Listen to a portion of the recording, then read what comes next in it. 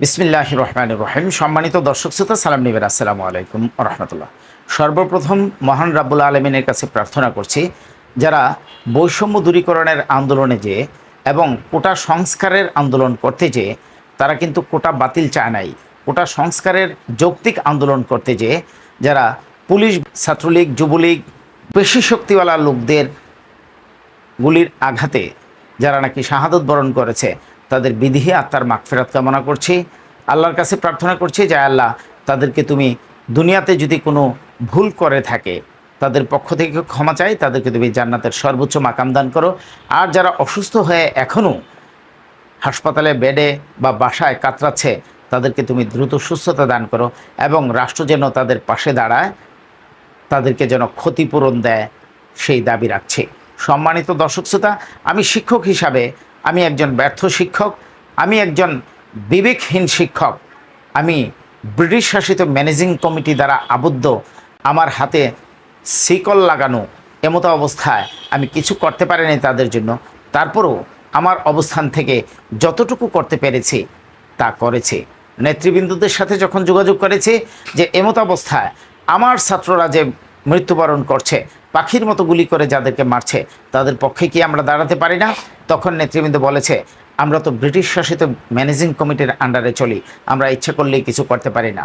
আমাদের সাংগঠনিক প্যাড থেকে যদি কোনো প্রকার বিবৃতি দেই, পরের দিন তাদেরই উত্তরসূরি ম্যানেজিং কমিটির সভাপতি সদস্যরা বলবে আগামীকাল থেকে আপনি প্রতিষ্ঠানে আসবেন না। এমতো অবস্থায় আমরা তাদের জন্য রাজপথে যেতে পারি নাই। তারপরও আমাদের মধ্য থেকে অনেক শিক্ষকরা গিয়েছে। আমি আমার অবস্থান থেকে ক্ষুদ্র যতটুকু করতে পেরেছি তা করেছি। সম্মানিত দর্শক শ্রোতা, ন্যায্য দাবি আদায় করতে যেয়ে তাদেরকে জীবন দিতে হয়েছে।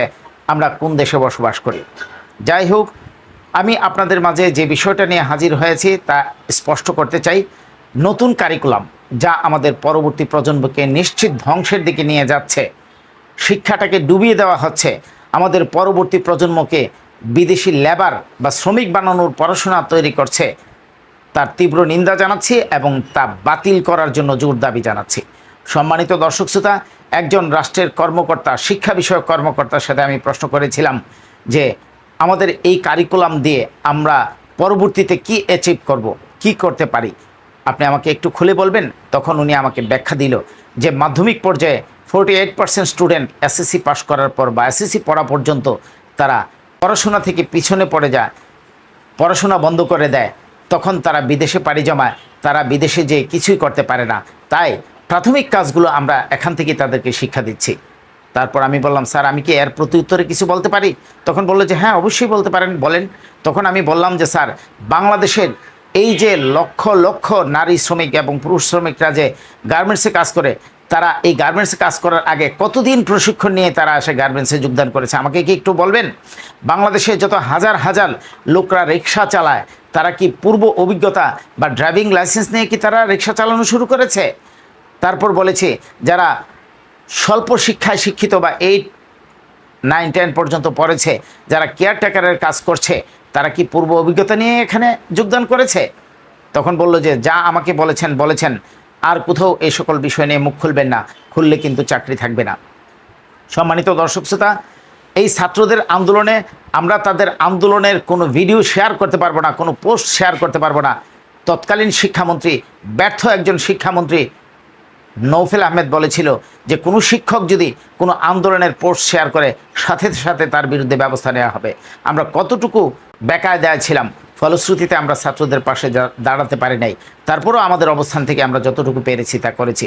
সম্মানিত দর্শক শ্রোতা, আমি আপনাদেরকে আশ্বস্ত করতে চাই, আমার এই চ্যানেল থেকে, ইউটিউব হতে পারে বা ফেসবুক পেজ হতে পারে, আমি জনগণের সাক্ষাৎকার নিব যে এই নতুন কারিকুলাম পরবর্তী প্রজন্মের জন্য কি আশীর্বাদ না অভিশাপ, এটা জনগণের কাছ থেকে সাক্ষাৎকার নিব।